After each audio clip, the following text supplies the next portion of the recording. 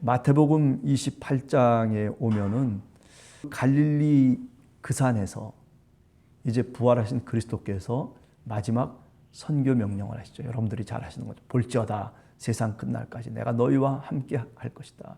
그래서 모든 족속으로 제자를 삼아서 아버지와 아들과 성령의 이름으로 세례를 줘라. 가르쳐 지키게 하라. 마지막 선교 명령을 바로 갈릴리 예수님이 지시하신 바로 그 산에서 만났다. 주님을 만났다라고 하는 거죠. 그리고 선교 명령을 이제 받게 됩니다.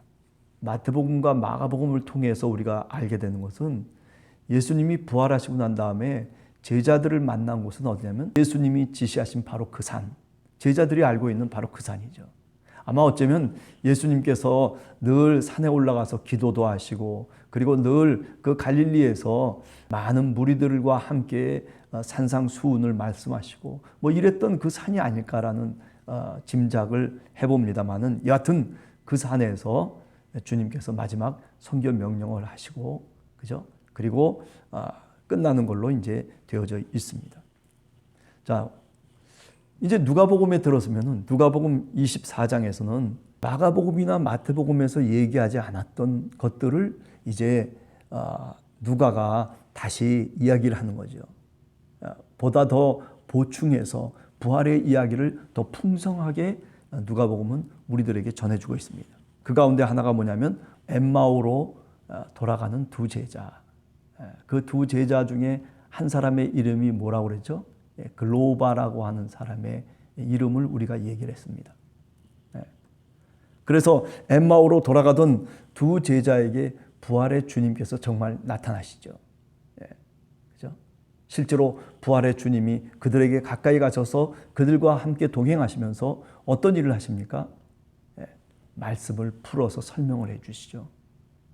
이들이 실망하고 그리고 실족하여서 발걸음을 자신의 고향으로 옮기고 있는 그 길에서 부활의 주님께서 나타나셔서 그들에게 말씀을 풀어서 다시 설명을 하시는 거죠. 구약 성경을 풀어서 얘기합니다. 오늘 성경 본문에도 나오지만은 그죠? 선지자들과 그리고 시편에서 이야기하고 있는 바로 그 예수 그리스도 그분이 누구이신가에 대한 그 답을 부활의 주님께서 다시 가르치시고 그리고 다시 설명하시고 그들로 하여금 깨닫게 하시는 거죠. 그래서 그들의 눈이 열렸다라고 그렇게 말씀을 합니다. 자, 그러면 이렇게 되고 난 다음에 그럼 어떤 일이 벌어졌느냐? 예루살렘에 제자들이 모여 있었다는 거죠. 11제자와 그리고 그와 함께 했던 많은 사람들 예수님이 부활했다라는 소식을 전하고 우리가 바로 부활의 주님을 만났다라고 하는 그 소식을 전할 때 그 자리에 있었던 많은 사람들도 다들 우리도 부활의 주님을 만났다. 이렇게 모두가 이구동성으로 말하기 시작하는 겁니다. 그렇죠? 자, 그런데 이제 그게 또 요한복음으로 들어가게 되면 요한복음은 부활의 이야기 가운데 또 다른 이야기를 또 알고 있어요. 그건 뭐냐면 도마의 이야기예요. 도마의 이야기. 아니 그리고 나중에 갈릴리에 가셔서 부활의 주님께서 7명의 제자들에게 나타나셔서 그들과 함께 같이 했던 그 시간의 이야기들을 또 역시 요한복음은 알고 있는 거예요. 그래서 요한복음에 바로 그런 이야기들이 우리들에게 전해지고 있다라고 하는 거예요. 이렇게 부활의 이야기들이 조금씩 더 확장되어지고 더 많은 이야기들을 알고 있는 이야기들을 그죠? 복음서 저자들은 우리들에게 전해주기를 원했어요. 자, 그런데 이런 이야기를 다 종합해서 우리가 한두 가지 정도를 얘기할 수 있습니다. 첫 번째는 뭐냐면은 빈 무덤에 처음 찾아가서 그래서 예수님이 부활했다라고 하는 그 소식을 처음 받은 사람들은 누구냐? 누구죠? 그 사람들은 바로 여자들이었어요. 여인들이었어요. 예수님 당시에 그 여인이라고 하는 것은 사실은 아무런 권리가 없는 사람들이에요. 누가 여인이 뭐라고 얘기해도 그게 법정에 가서 그게 증거로서 증인으로서의 역할을 할 수 없는 시대적 상황이 바로 그렇습니다. 가부장적인 그 사회 속에서 아무런 권리도 없고 소유물도 가질 수 없는 그 여인들이 바로 오늘 부활의 증인이었다라고 하는 것입니다. 첫 증인이었다라고 하는 거죠. 예수님의 남자 제자들이 얼마나 많이 있습니까? 그죠? 아무런 힘도 없는 여인들이 바로 빈 무덤의 증인들로, 부활의 증인으로, 첫 목격자로 성경은 말씀하고 있다는 겁니다. 부활이 역사적 사실이냐 아니냐를 놓고 우리가 여러 가지 얘기를 하지만은, 그러나 복음서의 내용을 가만히 간추려 보면 힘없는 여인들이 증인으로 나서고 있다라고 하는 것은, 이것은 그만큼 성경의 보도가 역사적 사실을 우리들에게 그려주고 있다라고 하는 것을 분명하게 우리가 깨달아 알 수가 있는 거죠. 마치 뭐와 같냐면 마태복음에, 그죠? 이방 여인들이 나타나잖아요. 무슨 여인들이에요? 예수님의 족보에 보면 이방 여인이 나타나죠. 그죠?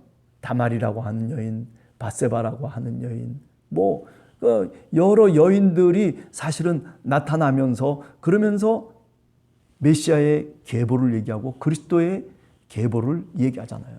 여인들의 역할, 사실은 무슨 역할이 있겠어요. 그런데도 불구하고 성경 속에서 가장 먼저 여인들이 그 메시아의 계보 속에 이렇게 이방 여인들이 끼어들어와 있다라고 하는 것을 성경은 우리들에게 분명하게 얘기하고 있거든요.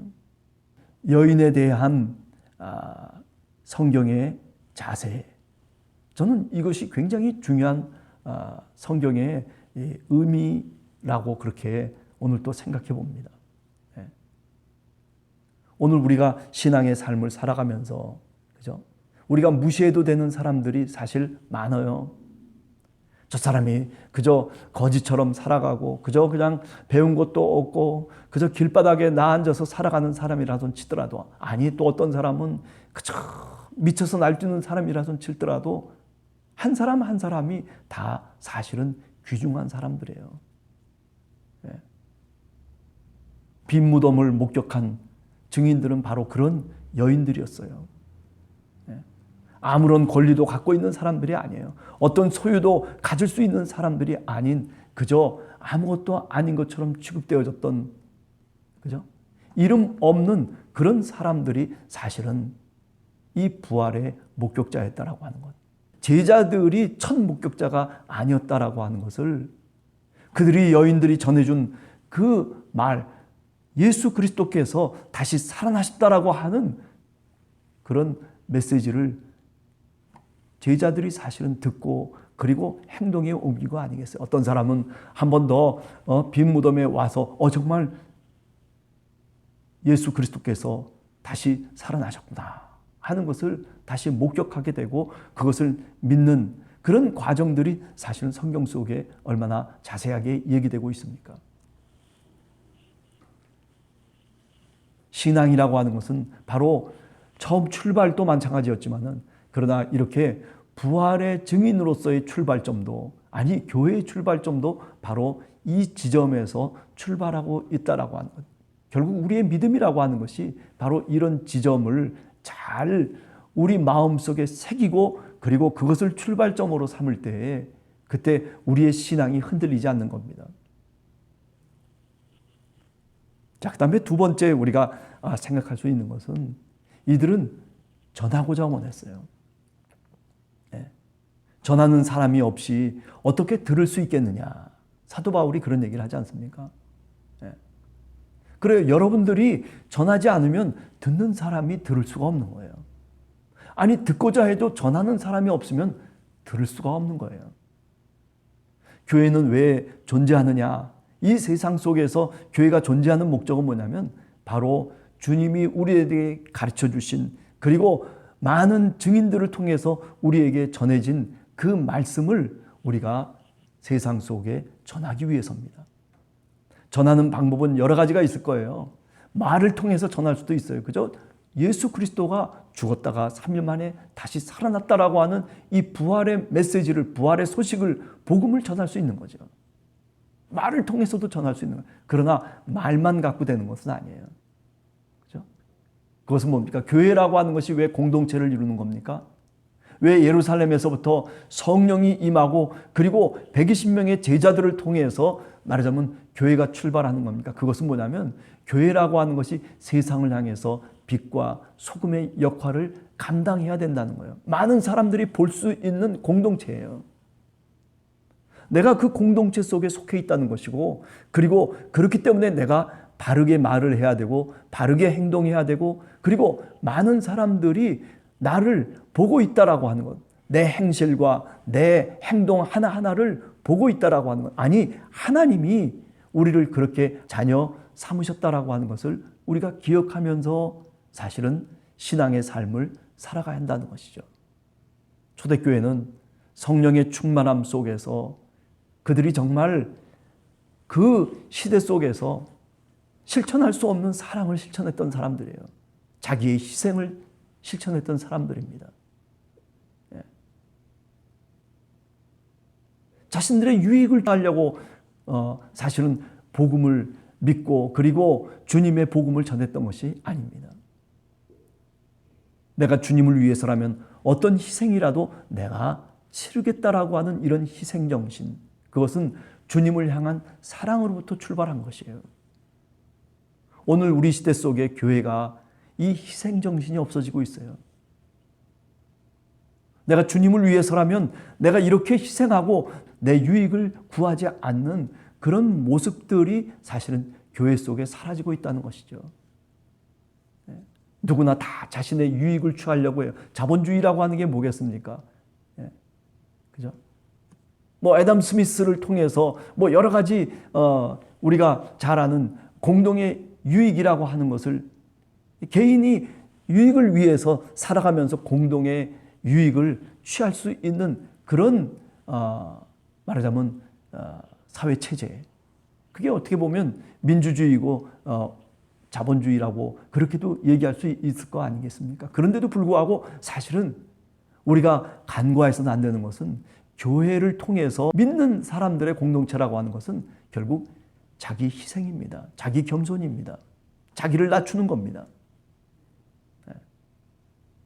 우리가 오늘 또 부활 이후에 우리의 삶을 살아가면서 우리 교회가, 우리 신자들이 어떻게 세상 속에 착한 행실을 통해서 빛과 소금의 역할을 감당하느냐라고 하는 것에 대한 바른 길은 바로 자기 희생입니다. 왜 우리 사회 속에 이혼이 그렇게 많아지는 거예요? 왜 출산율이 정말 세계에서 가장 떨어지는 겁니까? 그것은 자기 희생이 없기 때문에 그런 거예요. 부모가 그죠? 자녀를 기르기 위해서 자기 희생을 하잖아요. 왜 그렇습니까? 부모가 자식을 사랑하기 때문에 희생하는 거예요. 결국 우리 사회는 사랑이라고 하는 것이 지금 단절되어지고 있는 사회로 가고 있어요. 부부지간에도 사랑이라고 하는 것이 단절되어지고 희생이라고 하는 것이 단절되어져요. 그러니까 수도 없는 서구 사회에서는 그죠? 10명이 결혼하면 5명이 이혼하는 거예요. 제가 이혼이 나쁘다, 뭐 이혼이 좋다, 이 이야기를 하려는 것이 아니라 그리스도의 정신이라고 하는 것은 바로 이렇게 우리가 희생을 통해서 우리의 사랑을 증거하는 공동체, 그것이 바로 교회 공동체인 것입니다.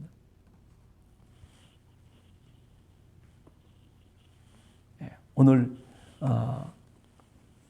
예수님의 제자들과 그리고 빈무덤을 처음 목격한 이 여인들은 자기를 희생했던 사람들입니다. 목숨을 걸고 그죠? 이 부활의 증거를 위해서 자기를 바쳤던 이런 위대한 신앙인들을 한 번 더 깊이 생각하면서 오늘 우리가 이 시대 속에 크리스찬으로서 어떻게 세상 속에 살아남아야 될 것인가라고 하는 것 한 번 더 깊이 생각하는 하루가 되시기를 바랍니다.